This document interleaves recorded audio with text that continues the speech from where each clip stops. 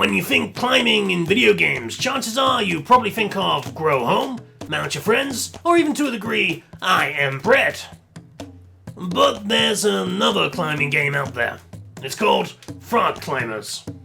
Of course, those with the keenest of deduction skills will know what the game is all about. You play as a frog that climbs. What? You thought it was a game about climbing gigantic frogs? That's ridiculous. But could make a lot of money. So, it's a physics-based climbing game, not too dissimilar from Mount Your Friends, as it's also in 2D and focuses on controlling limbs in order to climb. Frog Climbers is not as soul-crushingly frustrating as many of these types of games. The controls are actually very intuitive, and if enough time is spent with them, players can pull off some pretty fun moves. Each thumbstick controls an arm, the left or right triggers grip, and that's all you need to know. Simple. Anyone can pick it up and understand how to play within 5 minutes. The team made the learning process as easy as possible. Whenever you load up a mountain, there's a very short tutorial which gives you a few seconds to get to grips with the mechanics. And that's excellent game design right there. And there are a few frogs to choose from, each of them mainly being a reskin. Except this guy. The one who uses his feet to climb, like he's doing his best to shake up the status quo. He controls like the others, but once you begin playing levels where your frog is spinning around, it's easy to get your head and your rear end confused as you flail around to compensate. But he does have a hilarious winning animation.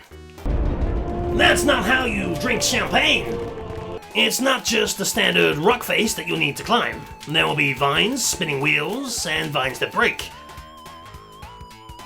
I'm a pretty big fan of the visual style. It's quite minimalistic, but has some pretty good parallax scrolling in the distance. And, well, you always know what can and can't be grabbed.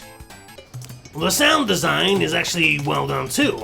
As you start out, the music will be just bongo drums. But as you progress to the peak, the music starts to become more complex, which motivates you to get to the top.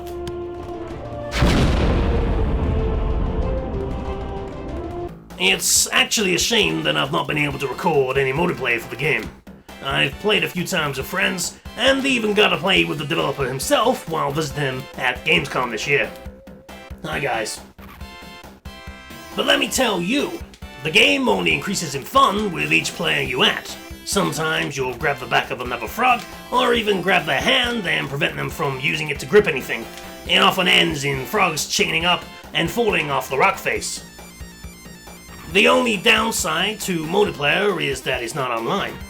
For lonely fellows like myself, I can't get 4 people around a PC to play a game about climbing frogs. It really is a game that experiences its best moments when there are multiple frogs jumping and spinning around the screen in a race to the peak. There's a massive combination of levels which you can customize based on difficulty and how many wheels you want in the environment. It's a shame that there's no level editor.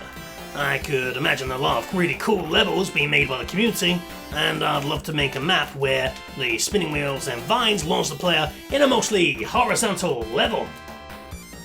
Overall, it's a blast to play, and very satisfying to learn the mechanics and discover new ways of controlling your character.